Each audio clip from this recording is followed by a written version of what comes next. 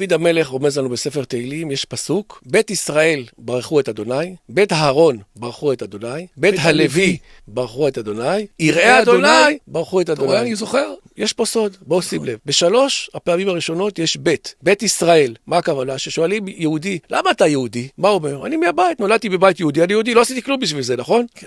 בית אהרון זה כהנים. אומרים לו, למה אתה כהן? למה אתה עולה על יד כהן? למה? מה הוא עונה? נולדתי בבית של כהנים, לא עשיתי כלום בשביל זה. אותו דבר לוי, אתה עולה לוי. נולד לוי. בית הלוי, למה אתה לוי? נולדתי בבית של לוי, אני לוי. ואז שים לב, יראי אדוני ברכו את אדוני. אין בית. אומר לך דוד המלך, יראי אדוני, מה זה? בן אדם הגון, נולד בלי שום ייחוס. ירא שמיים, זה לא תלוי לבית. אתה לא יכול להגיד, תראה, אני נולדתי בבית של צדיקים, אז אני גם אני צדיק, אני מסודר. או הפוך, אני נולדתי בבית של רשעי, בית קשה, שכונה קשה, אני גמור, מה יכול לצאת ממני? אומר לך דוד המלך, לא, אין קשור לבית, הכל תלוי בך.